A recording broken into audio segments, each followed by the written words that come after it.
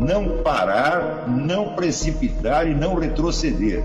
Então dizer para esse cara, sabe quando nós vamos parar? Nunca, nunca na sua porca vida, né?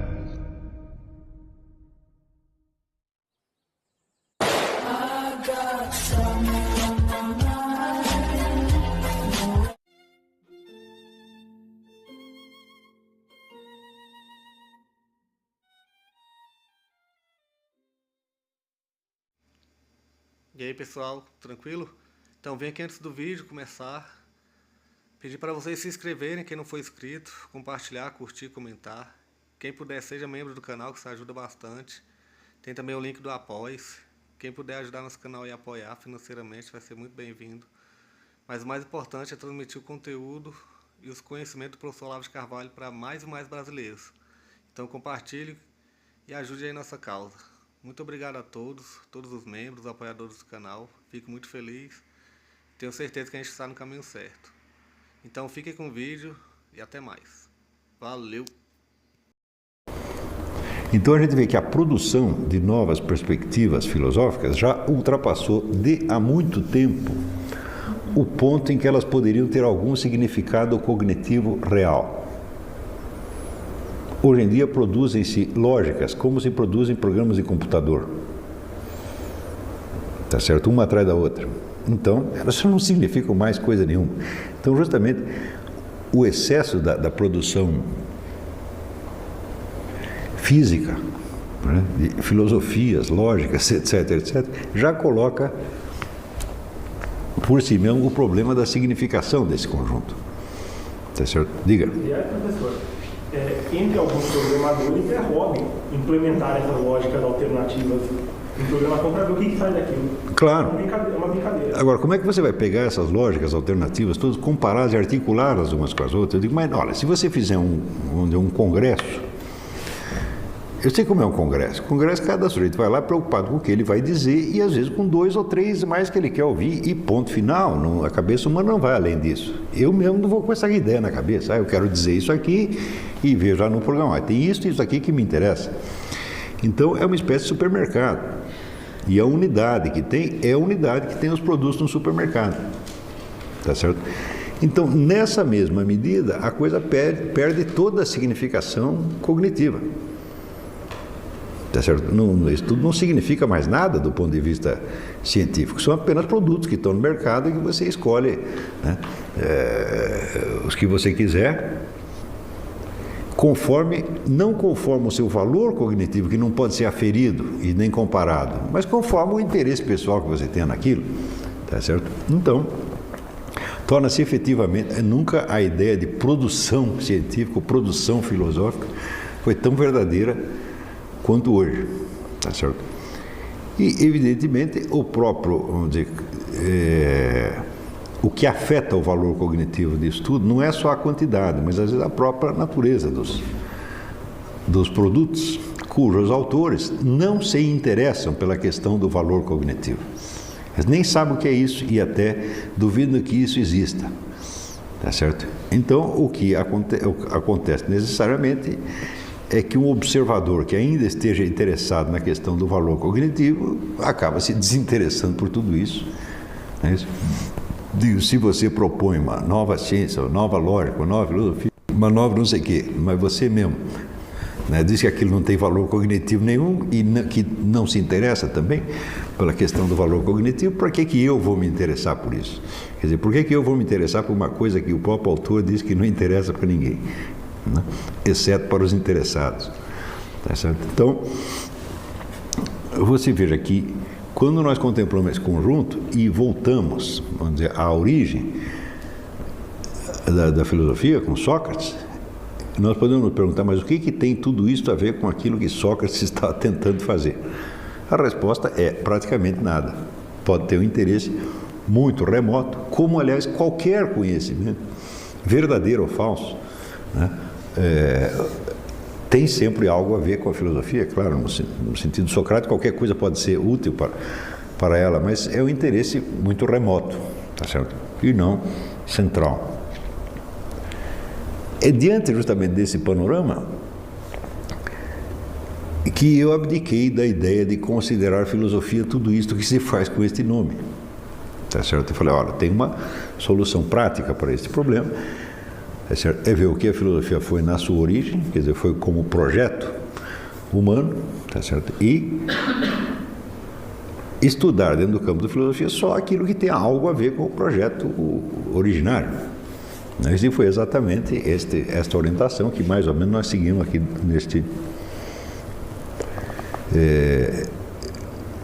nesse curso, tá certo? Então quer dizer que muita coisa que hoje é chamada filosofia no sentido acadêmico do termo não seria chamada filosofia no sentido histórico ou socrático do termo, não é isso? Como a filosofia no sentido acadêmico só existe como instituição e como produção e como fenômeno social e não como fenômeno cognitivo, eu acho que é perfeitamente lícito você se desinteressar dela e redefinir, então, o campo filosófico, né, delineando exatamente como uma tradição, uma continuidade de esforços voltados para um objetivo permanente, um objetivo que não é para ser alcançado no sentido de que se deve chegar a alguma coisa, mas é um objetivo permanente, tal como, por exemplo, você tomar banho, que é uma coisa que você deve fazer todos os dias, ou pelo menos de 15 em 15 dias, ou uma vez por mês, mas que você jamais poderá dizer que tomou o banho definitivo, que o libertará de todos os banhos posteriores. Não é isso? Isso aí nunca acontece. Então, é uma coisa que você sempre tem que estar fazendo, porque é uma coisa para a sua manutenção e não para você chegar em algum lugar. Não é isso? Quer dizer, que eu saiba, não se toma banho com uma finalidade determinada, né? Mas apenas para manter, né, o seu estado de saúde, né, num nível razoável. Então, a filosofia também existe para isso. Ela existe contra a disseminação de um estado caótico pela proliferação das opiniões. A filosofia não existiria se não existisse opiniões, tá certo? Múltiplas circulando pela sociedade. Mas, por outro lado, se essas opiniões proliferam em quantidade inabarcável, então é evidente que a filosofia terá que recortar das opiniões circulantes um certo grupo pelo qual ela vai se interessar e ignorar o resto. De certo modo, o próprio desenrolar do tempo se encarrega de selecionar o que importa do que não importa, porém, não podemos confiar totalmente no julgamento da história. Aquela história do Fidel Castro, a história me absolverá, né? Eu não acredito em nada disso, quer dizer, que o tribunal da história, né? Você não pode esquecer que as sentenças do tribunal da história fazem parte da própria história e serão revistas pela própria história na geração seguinte, então não adianta nada. Quer dizer, não existe uma história definitiva que pode te absolver de uma vez para sempre, né? Então, logo absolvida, a sua absolvição se torna ela própria um fato histórico e será julgada também de novo, tá certo? Então, em parte, o tempo resolve os problemas e, em parte, ele cria outros novos e complica a coisa. De qualquer que seja o caso, o fato é que os seres humanos, individualmente, precisam de uma orientação dentro do campo do conhecimento e dentro do campo das opiniões circulantes. Então, eu não estou me referindo à sociedade, à cultura, mas você, eu, tá entendendo? E é justamente esta orientação do indivíduo no conjunto que é a filosofia. Então, desde o início, você vê que Sócrates, ele não filosofa para fazer progredir o conhecimento, ele não filosofa para uma finalidade acadêmica, ele não filosofa por motivos profissionais, mas ele filosofa para si próprio, porque ele confessa que não está entendendo o que acontece e que ele gostaria de entender um pouco melhor, tá certo? Então, esta é a inspiração básica da atividade filosófica, quer dizer, o indivíduo concreto humano que quer se orientar no conjunto. Ora, o problema da organização e da unidade do conhecimento colocado na esfera cultural, social, etc., é um. O problema colocado na esfera pedagógica, que é da autoformação do ser humano, é outro completamente diferente. Não é isso? Então, uma coisa é uma sociedade que se vê confrontada com a multiplicidade inabarcável de opiniões e que tenta organizar um congresso holístico para ver se bota um pouco de ordem na coisa. Tá certo? Outra coisa é o indivíduo que se coloca o mesmo problema. Somente neste último caso é que você pode falar realmente de uma unidade do conhecimento. Quer dizer, a unidade social ou cultural é absolutamente impossível. Só existe unidade quando existe a unidade de uma perspectiva criada por uma consciência determinada que lança o seu olhar sobre um conjunto de conhecimentos possíveis e os articula de algum modo. Isto somente o indivíduo humano pode fazer. E ele tem que fazer para ele mesmo, tá certo? E eventualmente para um grupo de pessoas que participem do mesmo esforço, tá certo? Porém, a possibilidade disso adquirir uma vigência cultural ou social é mínima, tá certo? Então, desde logo, eu me desinteressei pelo problema do holismo sociocultural. Tá certo? Isso só interessa o meu holismo, né? Então, o holismo que é para mim e que consegue articular os conhecimentos necessários para mim dentro de um determinado senso de orientação. Tá certo? Pode-se objetar contra isso, como fazia o Jean Piaget, que este senso de orientação não constituirá um conhecimento. Tá certo? Mas eu acho que se isso não constitui um conhecimento, quer dizer que se a orientação que cada um dos indivíduos concretos tem sobre o conjunto não constitui um conhecimento, muito menos o conjunto desses conhecimentos constituirá um conhecimento. Porque somente esta perspectiva individual é que pode fazer a triagem crítica. Não é isso? No conjunto da sociedade não existe uma autoridade que represente o conhecimento e que possa fazer a triagem crítica e estabelecer, vamos dizer, uma coerência entre os vários conhecimentos. Não existe uma instância social que faça isso. Então, se não existe, então só tem a individual. E se esta individual não representa conhecimento, muito menos a social representará. Então, a objeção do Jean Piaget, de certo modo, se come pelo próprio rabo. Tá certo? Também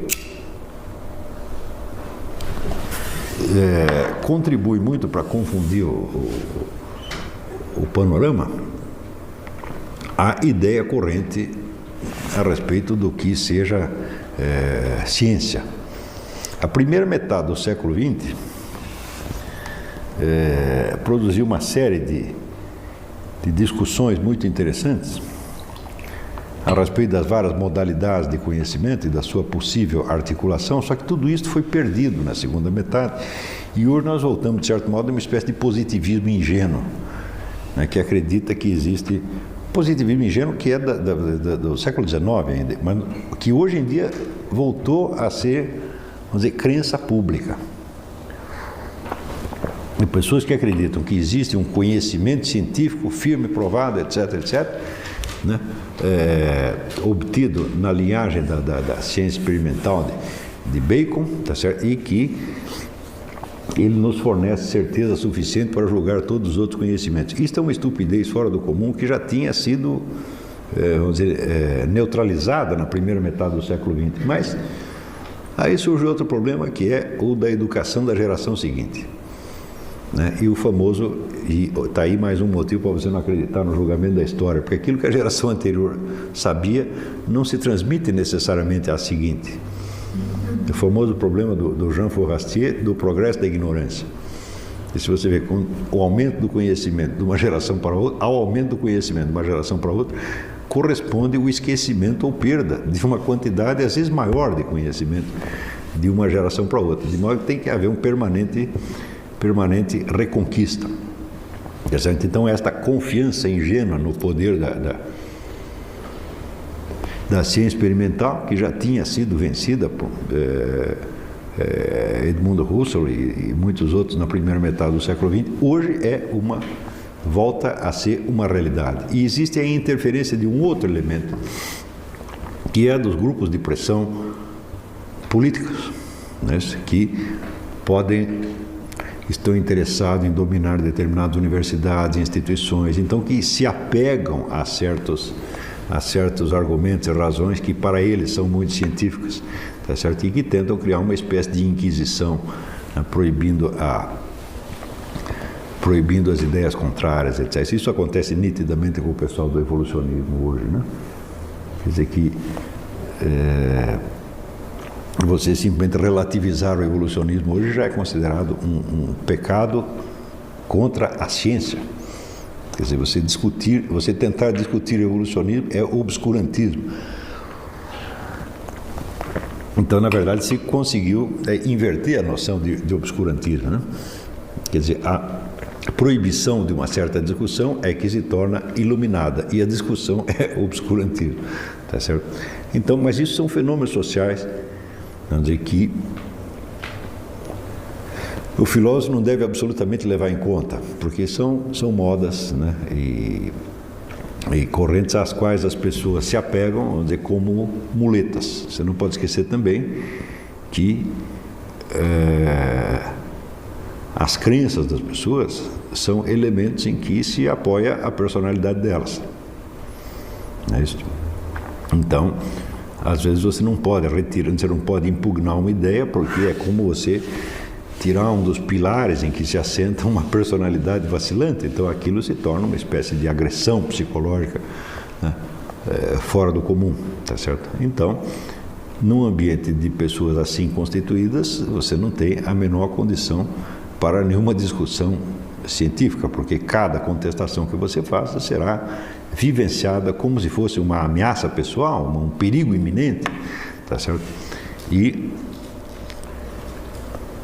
à medida, vamos dizer, que o establishment universitário aumenta de tamanho, absorve mais gente e se populariza, então o número desses tipos prolifera, né, de uma maneira absolutamente extraordinária.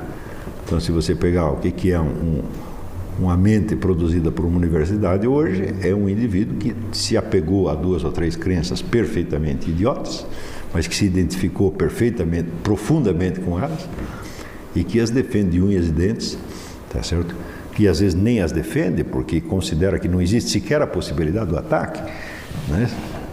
Ele apenas se apega àquilo e nem sequer se lembraria de argumentar a favor, porque não precisa. Para ele aquilo são verdades tão evidentes que não podem ser questionadas, né? Então não existe a possibilidade que alguém as questione, e se alguém questionar, o sujeito ficará profundamente escandalizado e chocado, tá certo? E as pessoas acreditam que estas crenças delas são verdades científicas. Então, aí é um panorama de uma miséria intelectual quase inimaginável, tá certo? E o grosso da população universitária hoje é constituída destas pessoas. Então, não é necessário dizer que o ensino universitário, que foi feito para criar uma elite de pessoas eruditas, se transformou exatamente no contrário, se transformou, vamos dizer, numa usina usina popular, né, de crentes, tá certo? Então, nessas horas, não há outra coisa a fazer senão você virar as costas a esta instituição e se apegar, vamos dizer, aos ambientes, lugares e condições onde haja a possibilidade ainda de uma discussão e ainda onde haja pessoas que buscam, de fato, o conhecimento.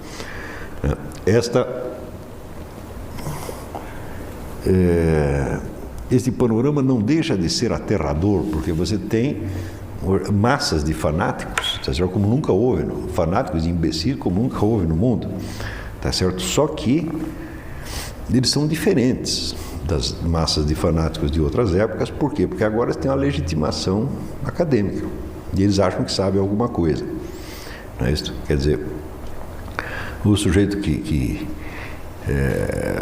o queimador de feiticeiras, né, na Idade Média, ele pelo menos não tinha pretensão de ser científico, né? Ele sabia que ele estava apenas, né, seguindo o que o padre falou e tal, né? E hoje em dia não. Então, se você vê o número, né, fantástico de crimes e de violência que se fez com base científica, entre aspas, desde a Revolução Francesa até hoje, é uma coisa que supera enormemente, né, todas vamos dizer, as guerras de religião e perseguições religiosas da história humana em todas as civilizações. Se você somar todas as vítimas da Inquisição, mais as do fanatismo islâmico, né? Mais todas vamos dizer, as vítimas do Império Chinês, etc. Soma tudo isso, tudo é brincadeira perto do que a ciência, entre aspas, né, fez até hoje. E, evidentemente, depois de uma sangueira dessa, depois de um morticínio desse, vem aquele senso de exaustão, né, como vamos dizer, o criminoso, estuprador, depois dele matar mais uma criancinha, ele tem um senso de exaustão e de refluxo, ele nega o que fez, ele se odeia a si mesmo, tá entendendo? E ele já, no dia seguinte, ele já se sente diferente, ele sente que ele não é aquela mesma pessoa, tá certo? Então, evidentemente, ele não é responsável pelo que fez. Se vocês assistiram o Vampiro do Düsseldorf, o filme do Fritz Lang, se lembram do discurso final, né? do bandido, é um assassino de crianças, e no fim ele está dizendo que ele não tem culpa do que ele faz, né? Então, todos esses movimentos, né, ideológicos contemporâneos que acreditam ter uma base científica, eles tão logo cometem mais um morticínio desse, no dia seguinte eles se sentem inocentes, porque aquilo que eles fizeram é tão horrível que não pode ser, não foram eles que fizeram. Tá certo? Você vê que particularmente o movimento revolucionário, socialista, etc., ele nunca se sente responsável pelo que ele fez. Mesmo que ele mate milhões de pessoas para implantar um regime, ele não encara esse regime como uma criação dele, mas como um efeito do acaso e das circunstâncias. São sempre assim. Tá certo? E a ideia de que todos os argumentos científicos usados para fazer isto são apenas um mau uso da ciência e de que a estrutura interna da ciência não tem nada a ver com isso, essa ideia me parece absolutamente inaceitável. Você não há como você inocentar a ciência moderna, dizer, não, aqui a ciência é um puro templo do conhecimento, mas daí vem esses malditos nazistas e comunistas e pegam e usam para finalidades que não estão na pureza da definição de ciência. Então a ciência, depois de ter mandado não sei quanto para Auschwitz, não sei o que, ela continua limpa.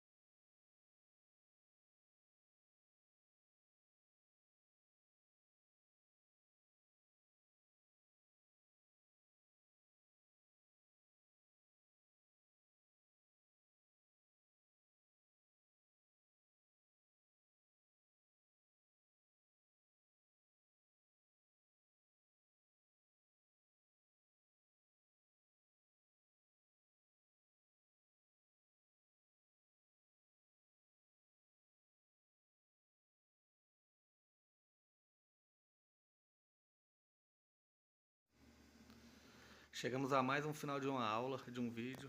Espero que tenham gostado. Quem não se inscreveu ainda, se inscreva, compartilhe, comente.